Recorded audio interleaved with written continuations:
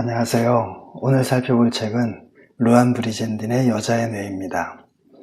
전체적인 핵심은 80회 앤 무어의 브레인 섹스와 비슷하다기보다 똑같음에도 불구하고 단 한 번도 브레인 섹스를 언급하지 않은 이유가 무엇인지는 알 수 없습니다.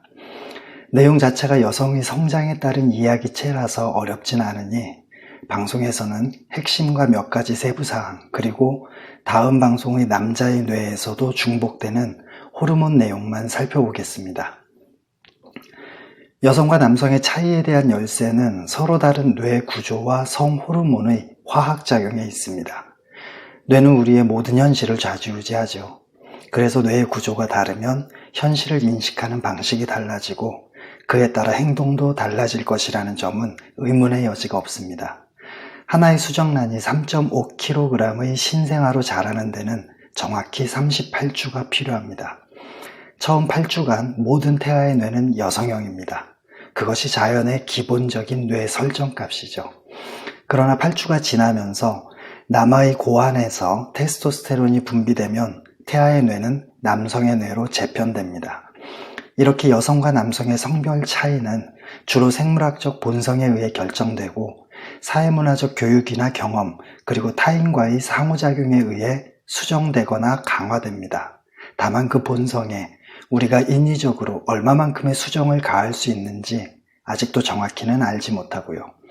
그렇다고 우리의 생물학적 뇌가 불변의 상태로 결정되어 있다는 말은 절대 아닙니다. 우리의 뇌는 가소성이라는 뛰어난 능력을 지닌 평생 학습 프로그램이니까요. 첫 돌이 지나면서 남아는 1년, 여아는 2년 정도 사춘기에 버금가는 성호르몬이 분비되어 태아 때 설치해 놓은 남성과 여성의 뇌를 시험 가동해 봅니다. 그래서 이 시기를 유아 사춘기라고 부릅니다. 이것저것 모두 시험 가동해 보면서 프로그램들의 상태를 꼼꼼히 기록한 후엔 6세 정도까지 아동 휴지기에 들어갑니다. 기록을 살펴보면서 고민하는 시간인 셈이죠. 사춘기가 남녀 모두에게 힘든 시기인 이유는 향후 삶을 이끌어갈 호르몬과 이성이라는 두 개의 하이브리드 엔진을 풀 가동시키면서 길을 들이는 시기이기 때문입니다. 프로이트의 용어로 표현하자면 두 개의 엔진은 이드와 초자아인 셈입니다. 초자아는 본성이 아니라 인위적입니다. 그래서 아동 휴지기 이후 꾸준히 길을 들여오고는 있지만 아직 갈 길이 멉니다. 20대 초반까지는 계속 노력해야 비로소 완전히 자신과 하나가 되죠. 그런데 이들은 조금도 노력할 필요가 없는 본성입니다. 그것이 사춘기에 들어서면서 폭발적으로 굉음을 내며 작동하기 시작하면 너무 시끄럽고 잘못하면 차체에서 튀어나갈 정도로 요란한지라 늘 긴장을 늦출 수 없습니다. 그래서 예민하고 감정의 기복이 심하고 충동적일 수밖에 없죠. 사춘기를 조금 지나면서부터 남성은 주로 테스토스테론과 바소프레신의 도움으로, 여성은 주로 도파민과 옥시토신의 도움으로 사랑에 빠집니다. 여성은 뇌의 거의 모든 영역을 사용하지만 남성은 주로 시각을 사용해서 말이죠. 이것이 남성이 여성보다 툭하면 첫눈에 반했다는 표현을 쓰는 이유입니다. 사랑에 빠지면 콩깍지가 씌었다고 표현하는데 과학적으로도 사실입니다. 마약에 중독된 것처럼 전두엽은 거의 마비 상태가 되면서 뇌의 통제권을 중뇌 부분인 변연계가 움켜쥐니까요. 그래서 사랑에 빠지기 전에 상대방을 철저하게 부분별로 평가해 봐야 하지만 생각과 달리 매우 어려운 일이죠. 어려우니까 노력하고 훈련해야 하고요.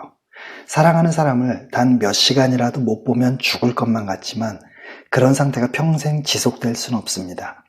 밤이 낮이 되고 낮이 밤이 되듯 호르몬이 정점을 찍을 때가 있으면 바닥으로 떨어질 때도 있는 법이니까요. 이미 16회와 20회 방송에서 언급한 대로 사랑은 감정이고 모든 감정은 호르몬에 의해서 조절되므로 모든 감정은 저마다 소위 유통기한이 정해져 있습니다. 죽을 것 같은 사랑의 유통기한은 대략 길게 잡아도 1년을 넘지 않습니다. 그때부터 고요하고 깊은 정의 세계가 시작되죠. 이것을 저자는 욕망과 갈망의 신경회로에서 애착과 유대의 신경회로로 전환된다고 표현합니다. 만일 그렇지 않고 시종일관 열정과 짜릿함의 흥분으로 들떠 있다면 아이를 낳고 보살피는 일은 거의 불가능해지니까요. 에너지가 넘치는, 즉 요즘 말로 하자면 텐션이 높은 매우 열정적인 사람은 오로지 호르몬이 절정에 이른 흥분의 감정에만 충실한 경향이 있습니다. 바로 소위 바람둥이의 전형이죠. 이런 사람들은 대체로 키가 크고 잘생기고 언변이 좋은데 이것이 바로 여성들이 본능적으로 원하는 이상형이고요. 그래서 저자는 여성이 자상하고 친절하고 경제적으로 풍요로워서 가정을 잘 지켜줄 수 있는 남성과 결혼하지만 다른 한편으로는 여성에게 성적 만족을 줄 수 있는 바람둥이를 찾는 경우도 많다고 지적합니다. 아주 오랫동안 여성들은 이 두 부류가 하나로 합쳐지기를 갈망했지만 슬프게도 과학은 이것이 소망에 불과하다는 것을 확인시켜 준다는 말도 덧붙이고요. 손뼉은 마주쳐야 소리가 납니다. 대다수 남성이 바람을 피운다면 그들이 동성애자가 아닌 다음에야 그만큼 바람을 피우는 여성도 있다는 거죠. 남성이 성관계와 관련해서 여성을 오해하듯 여성도 대화와 관련해서 남성을 오해합니다.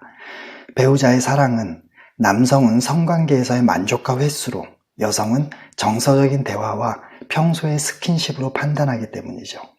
그래서 남성이 주로 바람을 피우는 시기는 아이가 태어나서 유치원에 들어갈 정도까지의 양육기와 상당 부분 겹칩니다. 낭만적인 사랑과 모성애는 모두 도파민과 옥시토신의 수치를 높이기 때문에 엄마의 뇌는 낭만적인 사랑에 빠졌을 때와 매우 흡사합니다. 즉, 모유수유하면서 아이를 양육하는 엄마는 성관계에서는 가끔 느낄 수 있는 사랑받고 있다는 느낌과 깊은 유대감, 그리고 육체적, 정신적 만족을 넘칠 정도로 날마다 맛보고 있다는 겁니다. 자기는 안중에도 없냐는 남성의 하소연은 충분히 타당합니다.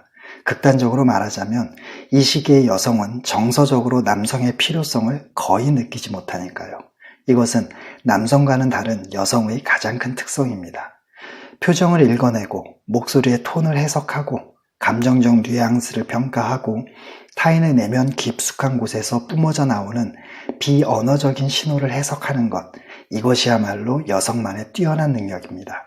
이런 재능은 말을 하지 못하는 아기들의 욕구를 예측할 수 있어야 하는 여성들에게는 꼭 필요한 거고요. 하지만 이 능력의 문제점은 소중하다고 여겨지는 대상에게 자신의 모든 신경체계를 통합한다는 겁니다. 즉 어릴 때는 엄마를, 커서는 사랑하는 남성을, 출산 후에는 자녀를 자신의 자아로 받아들여서 정신적으로 한 몸이 됩니다. 그래서 양육에 소홀했던 엄마를 둔 여성은 출산 후 슬프게도 똑같이 자녀 양육에 소홀한 경향이 크고, 정서적으로 불안정한 엄마를 둔 여성은 커서도 안정적이고 지속적인 사랑을 하기 어려운 동시에 산후 우울증으로 고통받을 가능성도 크며, 자녀를 먼저 떠나보낸 엄마는 마치 자신이 죽은 것처럼 실신하고 극한의 슬픔을 경험하게 되는 거죠. 그래서 자녀를 가슴에 묻은 엄마의 삶은 10년이 아니라 100년이 지나도 살아있지만 사는 게 아닌 겁니다. 정확한 이유를 알아야만 비로소 공감할 수 있게 됩니다. 세상 일이 다 그렇더군요. 이제 영역별 차이를 간단히 보겠습니다. 여성은 언어와 청각 피질에 남성보다 11%나 더 많은 뉴런을 갖고 있습니다. 그래서 언어 관련 장애의 발생 빈도가 남성이 여성보다 훨씬 높습니다. 정서와 단기 기억을 담당하는 영역인 해마도 여성이 남성보다 조금 더 크지만 시상하부에서 성적 충동에 할애된 뉴런들이 밀집해 있는 영역은 남성보다 2.5배 더 작고, 부정적인 감정과 공격성을 담당하는 영역인 편도체도 남성보다 조금 더 작다고 합니다. 게다가 남성의 편도체에는 테스토스테론 수용기들이 여성보다 더 많습니다. 그래서 남성이 여성보다 더 쉽게 흥분하고 더 쉽게 물리적인 폭력을 사용할 확률도 높은 거죠. 하지만 이것들은 특정 영역이 상대적으로 약간 더 크거나 작다는 것일 뿐, 전체적으로 가감하면 남녀 모두 저마다의 독특함을 비슷하게 가지고 있다는 말일 뿐입니다. 따라서 이것을 어떤 특성이 누구에게는 있고 누구에게는 없다는 식의 극단적인 사고방식으로 받아들이거나, 아니면 누구는 착하고 누구는 구제불능이라는 식의 가치 판단으로 받아들이면 절대 안 됩니다. 그래서 저자도 공격성은 여자와 남자 모두에게 중요한 생존 수단이며 여성이 남성보다 더 착한 특성이 많다는 생각은 왜곡된 신화일 뿐이라고 분명히 말합니다. 남성이 여성에게 화를 분출하면서 폭력을 행사하면 그 폭력은 대개 가시적인 흔적과 육체적인 고통을 남깁니다. 이와는 반대로 여성은 말로써 남성의 능력과 자존감을 짓는 게죠. 그것이 남성에게는 정신적인 죽음과 다름없는 고통이라는 사실을 너무도 잘 알고 있으면서도 여성은 내가 뭐라고 했길래 다 사실이잖아, 안 그래? 라며 확인사살하고 발뺌하는 여유까지 보입니다. 이렇게 둘 다 똑같지만 여성의 공격성은 가시적인 흔적이 남지 않기에 전혀 공격적이지 않고 늘 자애로운 천사처럼 보일 뿐인 거죠. 이런 오해 또는 편견은 공격성뿐만이 아니라 사랑하는 배우자를 찾는 과정에서도 드러납니다. 남성은 예쁜 얼굴과 몸매에 어리고 그것도 처음 만나는 여성에게 소위 말해서 한순간에 뿅 간다고 욕을 먹곤 합니다. 욕 먹어도 할 수 없습니다. 본성이자 생물학적 사실이니까요. 다만 바로 이 지점에서 그렇다면 여성은 어떤지는 쏙 빠진 채 대화가 마무리되곤 하기 때문에 오해와 편견이 생기는 거죠. 여성은 키가 크고 잘생긴 남자에게 한순간에 뿅 갑니다. 남성 아이돌에게 열광하는 여성 팬들과 여성 아이돌에게 열광하는 남성 팬들을 비교해보면 여성 팬들의 집착과 열광은 상상을 초월합니다. 남성들은 멋진 몸매의 예쁜 여성만 보면 침을 질질 흘린다고 욕을 먹지만 여성들은 큰 키에 잘생긴 남성만 보면 아예 정신을 놓을 정도입니다. 배우자 선택에서도 남성은 매우 단순하고 초지일관합니다. 예쁜 얼굴과 몸매에 어리면 더 이상 바라는 게 없죠. 하지만 여성은 큰 키에 잘생긴 남성이 자신에게만 모든 신경을 쏟으며 자상하게 함께 있기를 원하는 동시에 직장에서도 성공을 거둬 경제적인 풍요로움까지 선사해 주기를 바랍니다. 난 별로 큰 욕심은 없어. 그저 평범하게 라는 말로 포장한다고 해도 그건 몇몇 슈퍼맨만 가능한 조건입니다. 7장에서 완경기에 접어든 실비아도 이혼 후 새롭게 만난 남성들이 지갑을 가진 간호사를 찾고 있다는 점에 분개했지만 그것이 바로 젊은 시절 자신이 찾으려고 했던 남성상이었다는 점을 그때서야 깨닫습니다. 누구를 욕하자는 게 아닙니다. 서로가 서로의 생물학적 본성을 인정하지 않는 순간부터 문제가 발생한다는 말일 뿐입니다. 도토리 키재기는 이제 그만하고 서로의 차이를 인정한 후 조화를 이룰 방법을 모색하는 일에 집중하면 좋은 결과가 도출되리라 확신합니다. 호르몬과 관련해서는 몇 가지 기본사항부터 체크할 필요가 있습니다. 첫째, 좁은 의미에서 성호르몬을 정의한다면 여성은 에스트로겐과 프로게스테론, 남성은 안드로겐이라고 할 수 있습니다. 안드로겐은 테스토스테론과 항밀러간 호르몬, 그리고 이것들의 재료인 DHEA의 총칭입니다. 둘째, 넓은 의미에서 성호르몬을 정의한다면 여성은 옥시토신과 프롤락틴을, 남성은 바소프레신과 안드로스타디에논을 추가할 수 있습니다. 셋째, 남성 호르몬이든 여성 호르몬이든 상관없이 이상의 모든 호르몬은 남성의 고함과 부신에서, 여성은 난소와 부신에서 모두 분비됩니다. 다만 8대2나 7대3 같은 농도나 수치 또는 비율의 차이만 있을 뿐이죠. 넷째, 안드로스테네디온, 코르티솔, 도파민, 노르아드레날린, 세로토닌은 남녀 모두 거의 똑같은 정도로 작용하고요. 이제 여성의 호르몬부터 하나씩 살펴보겠습니다. 에스트로겐은 여성의 골밀도를 강화하고 혈압을 낮추고 혈류의 양을 일정하게 유지해서 뇌졸중을 예방하며 지방의 손실을 최소화하고 채모의 발달을 억제합니다. 프로게스테론은 난자를 배출한 난포가 황체로 변하면서 분비되어 수정란이 잘 착상해서 성장할 수 있도록 자궁막을 개조하는 역할을 하죠. 수정란이 자궁에 착상해서 형성한 태반에서도 분비되는데 이때는 더 이상 수정하지 못하게, 즉 배란이 일어나지 않도록 억제하고 출산이 임박해서는 젖샘의 발달을 촉진합니다. 옥시토신은 스킨십과 포옹 또는 성관계를 통해 분비되는 호르몬으로 낭만적인 편안함, 친밀감, 신뢰감, 애착 형성이 주된 역할입니다. 출산 시 자궁을 수축시켜서 분만이 원활할 수 있도록 돕지만 성관계 직후의 남성에게는 졸음을 퍼붓는 주범이기도 하고요. 프롤락틴은 아기가 젖을 잘 빨 수 있게 젖샘을 자극하고 그런 아기를 잘 키울 수 있도록 아기에게 애착을 느끼게 하는 호르몬입니다. 남성에게는 성적 욕구를 감소시켜서 아빠의 역할에 충실하게 만들고요.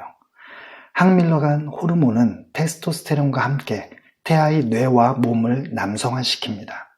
테스토스테론의 주된 기능은 성욕, 공격성, 집중력의 향상이죠. 땀샘에서 남성의 페로몬인 안드로스타디에논을 발산하게 하고 성관계를 가질 때도 분비되며 옥시토신이 여성에게 끼치는 것과 거의 흡사한 영향을 남성에게 끼치는 바소프레신 분비도 활성화합니다. 근육 발달에 관여하기 때문에 운동선수들에겐 선악과나 다름없는 스테로이드 호르몬의 주 원료이기도 하고요. 스테로이드 호르몬의 일종인 DHEA는 남성과 여성의 성호르몬을 만드는 재료입니다. 그리고 DHEA를 포함해서 에스트로겐과 테스토스테론을 만드는 또 다른 재료가 안드로스테네디온이죠.